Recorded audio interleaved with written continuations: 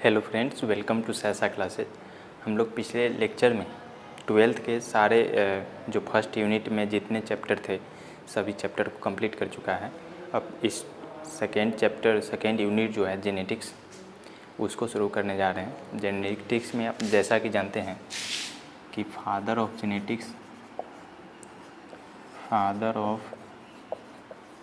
Genetics किसे कहा जाता है? मेंडल साहब को, जिनका पूरा नाम ग्रेगर जॉन मेंडल था।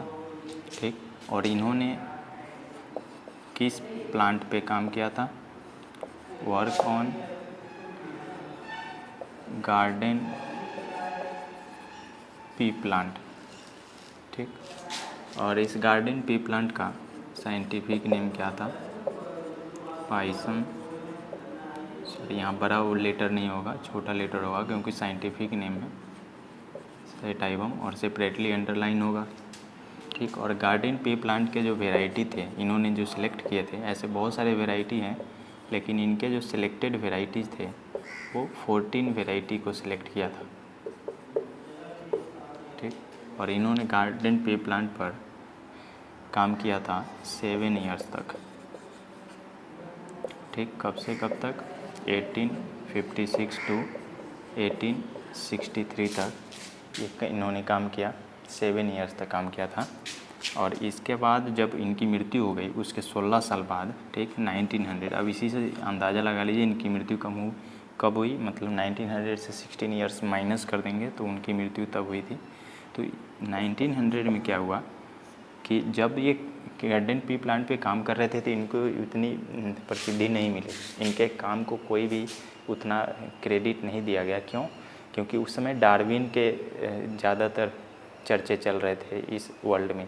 क्यों? क्योंकि डार्विन ने पहली बार बोला था कि हम लोग बंदर के संतान हैं, और उसी में क्या हो गए थे, आधे वर्ल्ड उसके सपोर्ट में थे और आधे वर्ल्ड उनके विरोध में थे। तो उसी में सभी साइंटिस्ट लगे हुए थे, उन्हीं के रिसर्च में उसी समय वो पॉपुलर थे, और उसी समय ये रिसर्च भी कर किए थे और थेसिस को सही से पब्लिश नहीं कर पाए।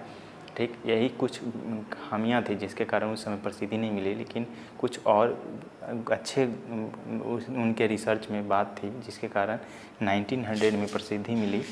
और फिर से साइंटिस्टों ने खोजा, रीडिस्कवरी बोला जाता है इसे। 1900 में क्या हुआ? रीडिस्कवरी हुई, और रीडिस्कवरी 3 साइंटिस्ट ने मिलकर किया था। ठीक, ह्यूगो डिवेरिज, दूसरे साइंटिस्ट थे कोरेंस, तीसरे साइंटिस्ट थे टेस्मार्क। ठीक, ये जो साइंटिस्ट थे, ये तीनों साइंटिस्ट ने फिर से डिस्कवरी किया और बताया कि नहीं, मेंडल साहब का जो वर्क था वो बहुत ही बड़ा वर्क था, बहुत ही बड़ा योगदान है बायोलॉजी के फील्ड में, इसीलिए इनको थी भी दिया गया, नोबेल प्राइज़ भी मिला, और साथ साथ फादर ऑफ जेनेटिक्स भी कहा जाने लगा। ठीक है, तो 1900 में ये बात हुई, तब से लेकर के अभी तक हम लोग इनको फादर ऑफ जेनेटिक्स और इनको पॉपुलरिटी तब मिली। जिस समय काम किए उस समय पॉपुलर नहीं थे। ठीक है, और आगे अगर बात करें तो इसमें जो है इन्होंने पी प्लांट पर क्यों चुना है? कभी कभी क्वेश्चंस आ जाते हैं कि पी प्लांट को क्यों चुना। अब क्योंकि ये मोनोसियस था, और मोनोसियस का क्या मतलब होता है कि बाइसेक्सुअल, यानी एक ही प्लांट पे दोनों सेक्स ऑर्गन, एक ही फ्लावर में दोनों सेक्स ऑर्गन थे।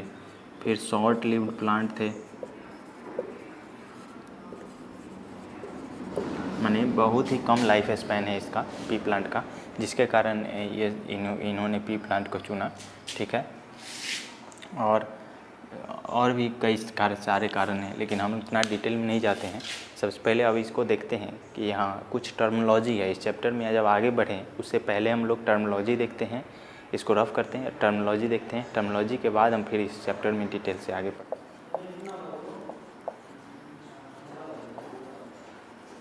ठीक, उसमें सबसे पहला आपको जीन की बात करें तो जीन क्या है?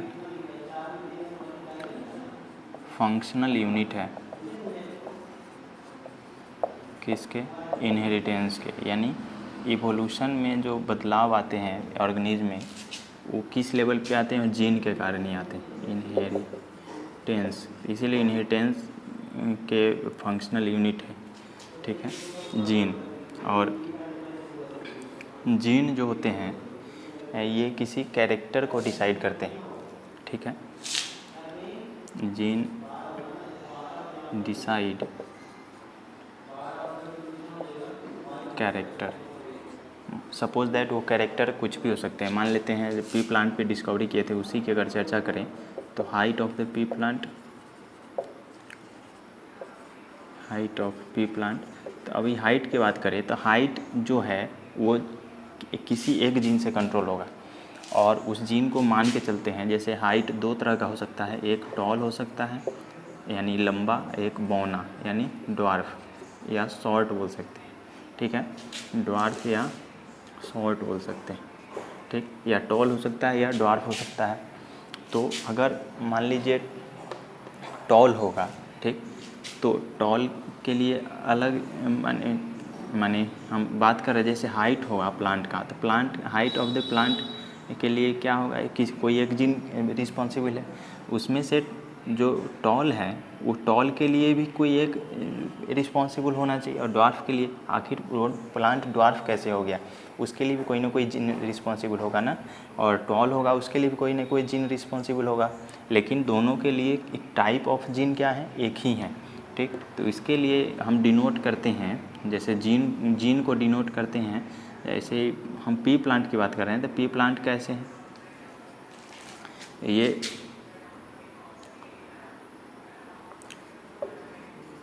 डिप्लॉयड ऑर्गेनिज्म, और डिप्लॉयड का मतलब क्या है कि इसके अंदर डबल सेट ऑफ क्रोमोसोम होंगे। या डिप्लॉयड क्यों हम माने जान गए, क्योंकि ये फ्लावरिंग प्लांट है। फ्लावरिंग प्लांट जो भी हायर ऑर्गेनिज्म होते हैं, या एनिमल हो या प्लांट हो, वो डिप्लॉयड होते हैं, हेप्लॉयड नहीं होते हैं। हेप्लॉयड कौन होते हैं, लोअर ऑर्गेनिज्म, जैसे फंजाई हो गया, वो सब हेप्लॉयड ऑर्गेनिज्म है, यानी उसमें क्रोमोसोम उसके न्यूक्लियस में कितना होगा, सिंगल सेट ऑफ क्रोमोसोम होगा, लेकिन इसमें डबल सेट ऑफ क्रोमोसोम होगा पी प्लांट में, इसलिए डिप्लॉयड बोला गया।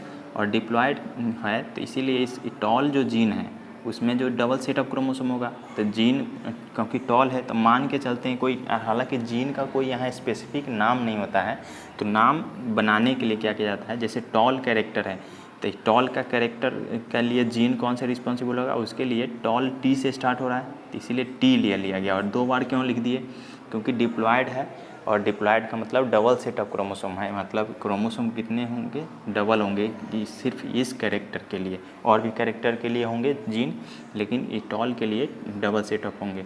और ड्वार्फ के लिए डी लिख सकते थे, ठीक, लेकिन डी लिखेंगे नहीं, क्योंकि ऐसा अगर करेंगे तो और भी कैरेक्टर को दर्शाएंगे तो उसके लिए फिर लेटर लेना मुश्किल हो जाएगा। इसीलिए क्या किया गया, साइंटिस्ट ने एक उपाय सोचा कि नहीं, टॉल के लिए जो लिए हैं उसी को स्मॉल लेटर में ले लें तो वो हो जाएगा, इसी के अपोजिट वाला जो कैरेक्टर हो जाएगा वो उसके लिए जीन हो जाएगा, ठीक।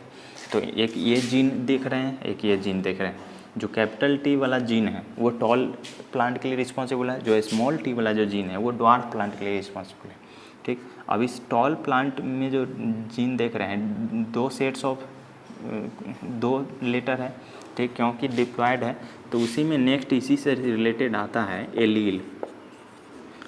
अब ये जो दो लेटर है, ये दो लेटर में दो लेटर किसी एक जीन को रिप्रेजेंट करता है, ठीक, ये जीन हो गए। इस जीन में दो एलील हो गए, ये भी एलील है, ये भी एलील है, ठीक। तो एलील क्या है, it is the form of gene, gene का ही एक फॉर्म है, ठीक, जिसमें सेपरेट होता है। जैसे ये एक एलील हो गया, ये एक एलील हो गया, कैपिटल टी एक तरह का एलील हो गया, स्मॉल टी एक तरह का एलील हो गया, ठीक। उसके बाद नेक्स्ट टर्मिनोलॉजी की बात करें तो आता है जैसे डोमिनेंट, ठीक, और इसी का अपोजिट होता है रिसेसिव। डोमिनेंट का क्या मतलब हो गया कि जो कैरेक्टर हमेशा शो हो, हर जनरेशन में शो हो, 90% ऑफ द जनरेशन में जो अपना कैरेक्टर शो करे वो डोमिनेंट जीन कहलाता है, ठीक। और जो रिसेसिव है, रिसेसिव का मतलब जो अपना कैरेक्टर शो नहीं करे, जैसे हाइट ऑफ द प्लांट, लगभग प्लांट आप पी प्लांट कैसा देखेंगे, सब टॉल ही देखेंगे, ड्वार्फ कोई कोई हो जाता है, ठीक। और कोई कोई होने का कारण भी है, क्योंकि वो कोई कोई ड्वार्फ प्लांट तब ही होगा जब वो रिसेसिव होगा, और रिसेसिव भी कब शो होता है अपने आप को, जब वो होमो होता है, होमो मानी एक जैसा जब रहेगा तब। तो डोमिनेंट का क्या मतलब होता है कि ऐसा कैरेक्टर जो शो करे अपना हर जनरेशन में, show character show in every generation, her generation में अपना कैरेक्टर शो करे, वो क्या है, डोमिनेंट जीन है। सबसे पहले जैसे डोमिनेंट जीन क्या है, टॉल हो गया डोमिनेंट जीन, एग्जाम्पल की बात करें तो टॉल हो गया डोमिनेंट जीन, ठीक। और डोमिनेंट जीन को डिनोट किया जाता है हमेशा कैपिटल लेटर से, तो इसीलिए टॉल को कैपिटल टी लिखा गया है ना, कैपिटल लेटर से डिनोट किया जाता है। रिसेसिव क्या करता है, अपना कैरेक्टर शो नहीं करता है, डू नॉट शो कैरेक्टर, और कैरेक्टर शो करेगा शो ओनली इन, कैसा कंडीशन होना चाहिए, होमोजाइगस कंडीशन होना चाहिए। ये होमोजाइगस कैसा है आगे बात करते हैं, सबसे पहले आप समझिए। और ये डिनोट होगा किस लेटर से, स्मॉल लेटर से, ठीक। स्मॉल लेटर से डिनोट किया जाएगा रिसेसिव कैरेक्टर को। इसका एग्जाम्पल क्या हो जाएगा, ड्वार्फ है ना, इसका जैसे कैपिटल टी हो गया, इसका स्मॉल टी हो गया, ये रिसेसिव कैरेक्टर हो गया, ठीक है।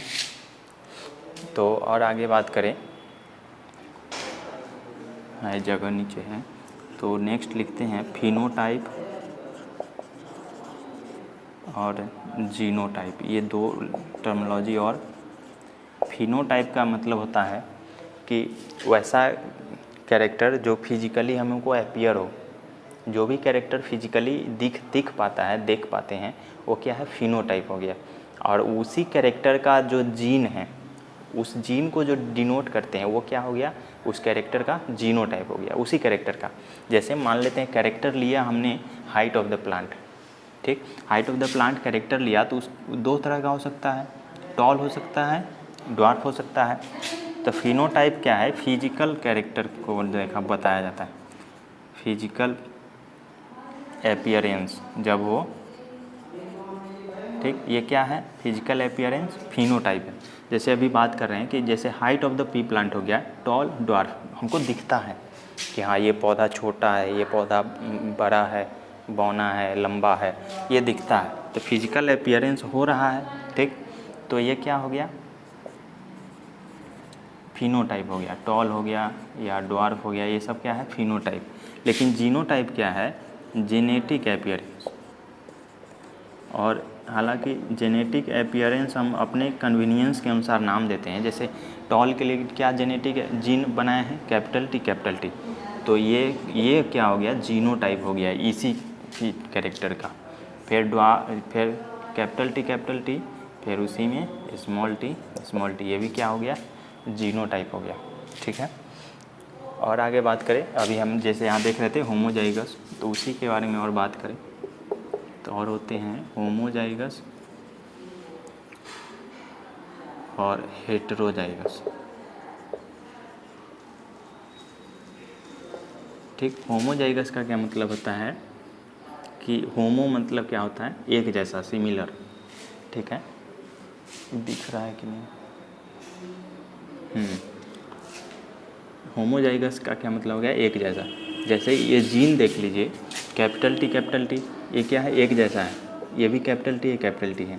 यहाँ देख लीजिए, ड्वार्फ देख लीजिए, रिसेसिव कैरेक्टर जो था, स्मॉल टी, ये भी क्या है, होमोजाइगस है।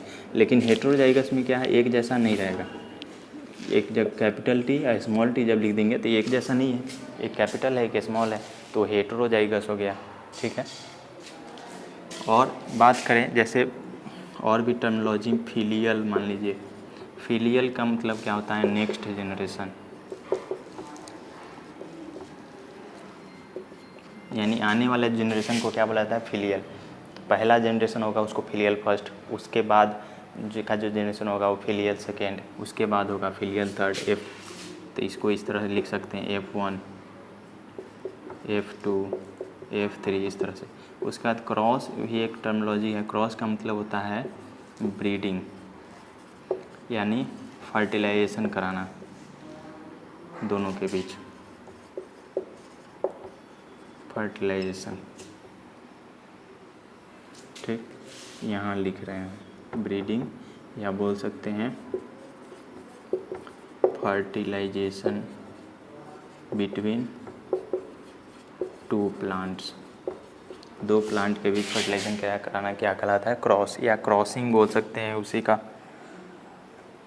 और अगर बात करें तो सेल्फिंग भी एक टर्मिनोलॉजी है। सेल्फिंग का क्या मतलब होता है कि क्रॉसिंग तो होगा लेकिन उसी के प्लांट उसी फ्लावर में। सेल्फिंग का क्या मतलब हो गया, क्रॉसिंग बिटवीन सेम जनरेशन, माने जो जनरेशन है उसी जनरेशन में क्रॉसिंग कराना क्या कहलाता है, सेल्फिंग कहलाता है। उसके बाद और भी जैसे पुनीट स्क्वायर, ये साइंटिस्ट थे, उनके नाम पर रखा गया था ये नाम। पुनीट स्क्वायर में क्या है, जैसे एक बॉक्स होते हैं, उस बॉक्स में एक जनरेशन इधर लिखा जाएगा, एक जनरेशन इधर लिखा जाएगा, दोनों जनरेशन का जो क्रॉसिंग होगा वो इस बॉक्स में लिखा जाएगा। तो ये जो स्क्वायर जैसा जो स्ट्रक्चर है बना है, सॉरी ये क्या है, पुनीट स्क्वायर। ठीक, और भी अगर बात करें यहाँ है जगह तो मोनो हाइब्रिड जैसे कि क्रॉसिंग कराना है लेकिन एक कैरेक्टर को लेकर के कराना है। क्रॉसिंग विथ वन कैरेक्टर, एक कैरेक्टर को लेकर क्रॉसिंग जब कराएंगे तो क्या कहलाएगा, मोनो हाइब्रिड। उसी तरह डाई हाइब्रिड हो गया, डाई मतलब दो, यानी क्रॉसिंग विथ टू कैरेक्टर। उसी तरह ट्राई हाइब्रिड हो जाएगा, क्रॉसिंग विथ थ्री कैरेक्टर। उसी तरह टेट्रा हाइब्रिड हो जाएगा, क्रॉसिंग विथ फोर कैरेक्टर। ठीक है, तो इसी तरह से और थी कुछ ये टर्मिनोलॉजी है, उसी में कुछ और टर्मिनोलॉजी हम लोग को देखना है। तो इसमें कुछ मिटाते हैं अभी, फिर अभी बताते हैं कि और क्या टर्मिनोलॉजी है।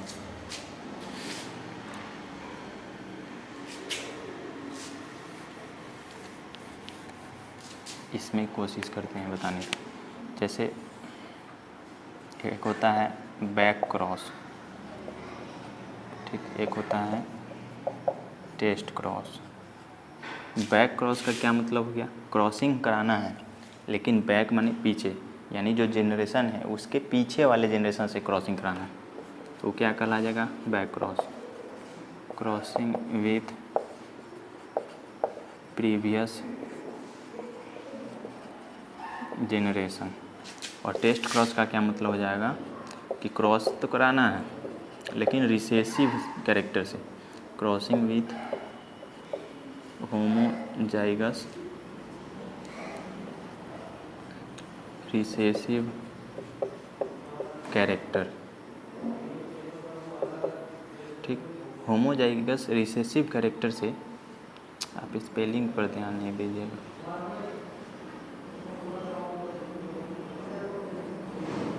होमोजाइगस रिसेसिव कैरेक्टर से जब क्रॉसिंग कराया जाएगा तो क्या हो जाएगा, टेस्ट क्रॉस। और टेस्ट क्रॉस का मेनली क्यों कराया जाता है, क्योंकि इससे प्यूरिटी पता चलता है, लाइन ऑफ प्यूरिटी के लिए टेस्ट क्रॉस कराते हैं। ठीक है, तो ये कुछ टर्मिनोलॉजी था। अब हम लोग नेक्स्ट देखते हैं, जैसे पी प्लांट जो देखे थे, कितने पी प्लांट चुने थे मेंडल साहब, 14 पी प्लांट। ये ध्यान रखना है, पूछा गया है क्वेश्चन, हो सकता है पूछ ले, नहीं भी पूछे तो आपको जानकारी रहनी चाहिए। 14 पी प्लांट पर किया गया था और कितने कैरेक्टर लिए थे, 7 कैरेक्टर। अब वो सारा 7 कैरेक्टर लिखते हैं और ये जो टर्मिनोलॉजी समझे हैं इसके साथ वो 7 कैरेक्टर को और डिटेल में समझते हैं। ठीक है, पी प्लांट के जो 7 कैरेक्टर हैं जो मेंडल साहब ने चूज किए थे उस 7 कैरेक्टर को देखें। सबसे पहले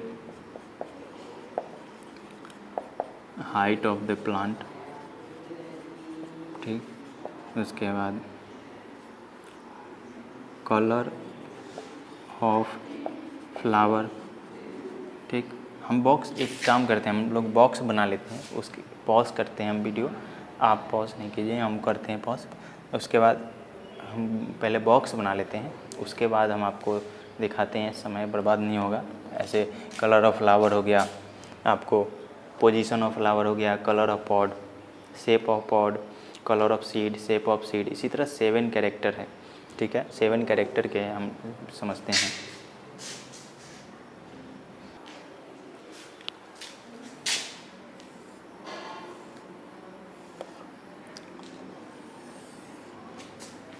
ठीक है, इस तरह से 7 कैरेक्टर है। जैसे हाइट ऑफ द प्लांट हो गया, हाइट ऑफ द प्लांट में डोमिनेंट क्या अभी बताए थे, टॉल, ठीक। रिसेसिव क्या हो जाएगा, ड्वार्फ। कलर ऑफ फ्लावर में डोमिनेंट वायलेट होता है और वाइट रिसेसिव हो गया। पोजीशन ऑफ फ्लावर में axial, terminal. Colour of seed में, ऐसे देखिए इसको कंफ्यूज ना हो, जैसे कलर ऑफ सीड और कलर ऑफ पॉड में, इसके लिए आप देखिए जैसे पॉड यानी छिम्मी, छिम्मी जो जब खरीदने जाते हैं बाज़ार में, तो छिम्मी जो है कैसा होना चाहिए, ग्रीन। जब वो पीला होने लगता है तो आप बोलते हैं नहीं पक गया, ये नहीं लेंगे हम, ठीक। तो छिम्मी का कलर कैसा होता है, ग्रीन। तो ग्रीन कलर जो है पॉड का, वो डोमिनेंट कैरेक्टर हो गया, ठीक। और इसी का अपोजिट समझ लीजिए सीड का, येलो। ऐसे भी जब भी आप मटर खरीदते हैं, पनीर के लिए मटर खरीदते हैं, वो तो रिसेसिव कैरेक्टर है, ग्रीन सीड, ठीक, ग्रीन पी, हरी मटर जो खरीदते हैं। लेकिन जो मार्केट में जो मटर मिलता है हमें, जो पका हुआ, वो पीला पीला रहता है, ठीक। तो वो क्या हो जाएगा, येलो। और इसका अपोजिट क्या हो जाएगा, रिसेसिव, ग्रीन हो जाएगा। और इसका क्या हो जाएगा, येलो हो जाएगा। इसमें कंफ्यूज नहीं होना है, ठीक। और शेप ऑफ सीड में क्या हो जाएगा, राउंड। हमेशा राउंड देखते हैं, लेकिन कोई कोई सीड देखिएगा रिंकल्ड हो जाता है, ऐसा। ये तो स्मूथ राउंड हो गया, रिंकल्ड रिसेसिव हो गया। शेप ऑफ पॉड में फूल यानी पॉड ऐसा मिलेगा, और कोई पॉड ऐसा मिलता है,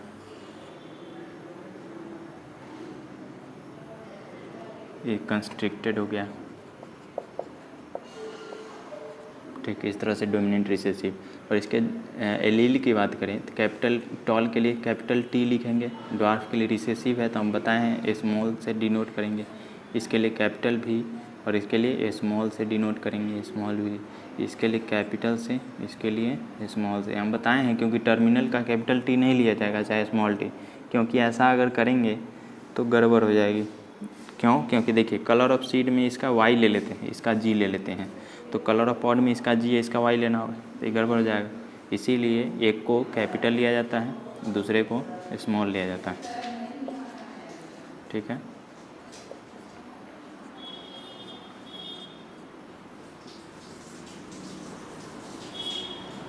और होमोजाइगस की बात करें, देखिए एक जैसा होना चाहिए letter, capital T small T, homozygous हो गया। हेट्रो क्या हो जाएगा, कैपिटल टी स्मॉल टी, इसका ये होमो हो गया, ये हेट्रो हो गया आपका, कैपिटल ए, ये होमोजाइगस, हेट्रोजाइगस,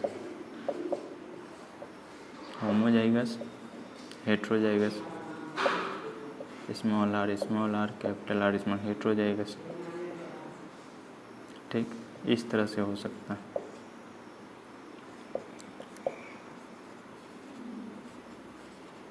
ठीक। इस तरह से इससे रिलेटेड कुछ क्वेश्चंस भी आ सकते हैं। जैसे आगे जो क्वेश्चंस बनेंगे उससे पहले हम कुछ छोटे छोटे क्वेश्चंस की बात करते हैं, उससे आपको पता चलेगा कि हाँ, आपको ये पहले तो याद करना होगा, इसीलिए आप पहले इसको याद करें।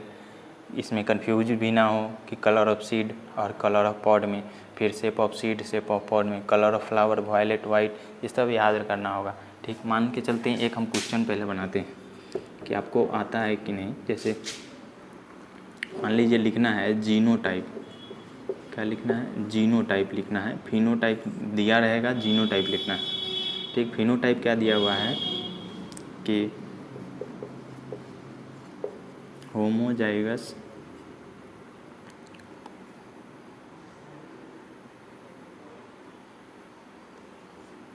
White flower. देखिए होमोजाइगस वाइट फ्लावर पहला क्वेश्चन है। अब देखिए क्या है होमोजाइगस, तो होमो का मतलब क्या, एक जैसा लेटर होना चाहिए। ये अगर कैपिटल टी है तो दोनों एक जैसा होना चाहिए, स्मॉल टी है तो दोनों एक जैसा होना चाहिए, तभी क्या कहलाएगा, होमोजाइगस कहलाएगा। ठीक है, तो क्या कह रहा है, वाइट फ्लावर।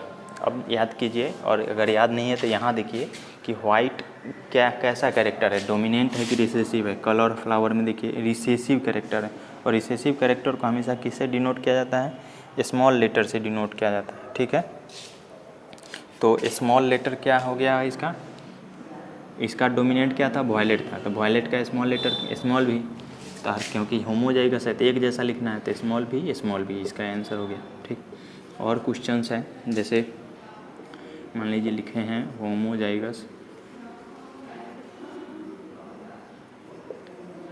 फूल पॉड, आप बनाइए, हम क्वेश्चंस लिखते हैं। और होमोजाइगस एक्सियल फ्लावर हेटेरोजाइगस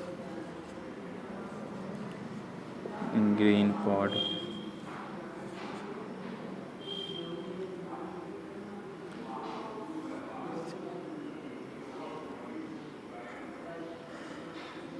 और मान लीजिए लिखना है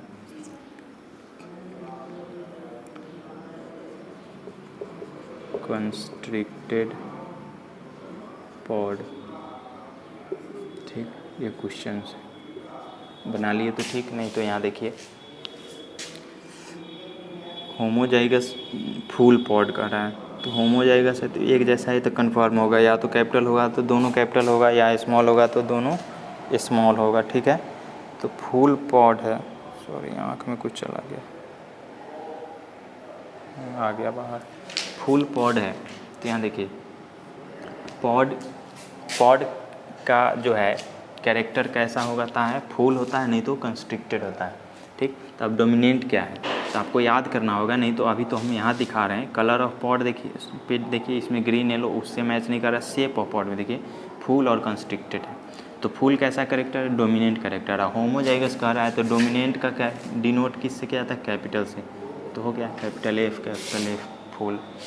ठीक, आपको इसमें देखने की ज़रूरत भी नहीं पड़ेगी, अगर याद हो जाएगा तो सीधा। जैसे यहाँ देखिए एक्सियल फ्लावर, अब याद करना है कि एक फ्लावर का पोजीशन की बात कर रहा है, और पोजीशन में डोमिनेंट और रिसेसिव होता है, तो एक्सियल फ्लावर क्या है, डोमिनेंट है, तो डोमिनेंट है तो होमोजाइगस से डोमिनेंट कैपिटल से होता है, तो कैपिटल है सीधा। उसके बाद ग्रीन पॉड, तो इसमें सोचना ही नहीं है। जैसे हेटेरोजाइगस कह देगा तो सोचना क्यों नहीं है, क्योंकि हेटेरोजाइगस में हमेशा एक कैपिटल होगा एक स्मॉल होगा, उसमें ये नहीं सोचना है कि होमो होगा कि सॉरी डोमिनेंट होगा कि रिसेसिव होगा, हमेशा डोमिनेंट ही दिया रहेगा तभी हेटेरो होगा। अगर ऐसा नहीं दिया हुआ है तो क्वेश्चन गलत हो जाएगा। अगर मान लीजिए पहले ये बनाइए कि ग्रीन पॉड है तो एक कैपिटल जी स्मॉल जी हो गया, ये हेटेरो हो गया। ठीक, अगर मान लीजिए यहाँ लिखा रहता ग्रीन के जगह येलो पॉड, और यहाँ हेटेरो भी लिखा रहता है, हेटेरोजाइगस येलो पॉड, तब वो गलत हो जाता है। क्यों, क्योंकि येलो कैसा कैरेक्टर है, रिसेसिव कैरेक्टर है। यहाँ देखिए येलो कैसा कैरेक्टर, रिसेसिव कैरेक्टर है, वो हमेशा स्मॉल से होता है। और जैसे ही कैपिटल आ जाएगा ना, जैसे ही कैपिटल आ जाएगा ऐसे कैपिटल जी स्मॉल जी, तो इसमें जो है कैपिटल वाला कैरेक्टर अपना शो करेगा। जैसे ही कैरेक्टर कैपिटल वाला शो करेगा तो कैपिटल वाला कैरेक्टर ग्रीन हो जाएगा, इसीलिए पॉड हमेशा ग्रीन हो जाएगा इस कंडीशन में। इसीलिए हेटेरोजाइगस येलो पॉड नहीं हो सकता है, क्वेश्चन गलत हो जाएगा। ठीक, कंस्ट्रिक्टेड पॉड देखिए इसमें होमो या हेटेरो नहीं दिया हुआ है। ठीक, तो कंस्ट्रिक्टेड कैसा कैरेक्टर है, रिसेसिव है कि डोमिनेंट है। देखिए कंस्ट्रिक्टेड रिसेसिव है। अब रिसेसिव में क्या होता है कि रिसेसिव कैरेक्टर कब शो करता है, सिर्फ होमो कंडीशन में, उसमें कैपिटल नहीं होना चाहिए, नहीं तो अभी बता रहा है जैसे कैपिटल जैसे ही हो जाएगा ना कैपिटल वाला कैरेक्टर डोमिनेंट कैरेक्टर शो होने लगेगा। इसलिए कंस्ट्रिक्टेड पॉड का क्या हो जाएगा, स्मॉल एफ, इसका जो डोमिनेंट है फुल उसी का स्मॉल लेटर होता है ना रिसेसिव के लिए, तो ये है। ठीक, तो इस तरह से आप कुछ और क्वेश्चंस अपने से प्रैक्टिस कीजिए, इस टेबल को याद कीजिए। ठीक है, हम लोग नेक्स्ट लेक्चर में मिलते हैं आपको मोनो हाइब्रिड, डाई हाइब्रिड और ट्राई हाइब्रिड क्रॉस के साथ। और जेनेटिक्स में इसमें डार्विन का जो 3 लॉ है, law of dominance, law of segregation, law of independent assortment, उसकी बात करते हैं। ठीक है।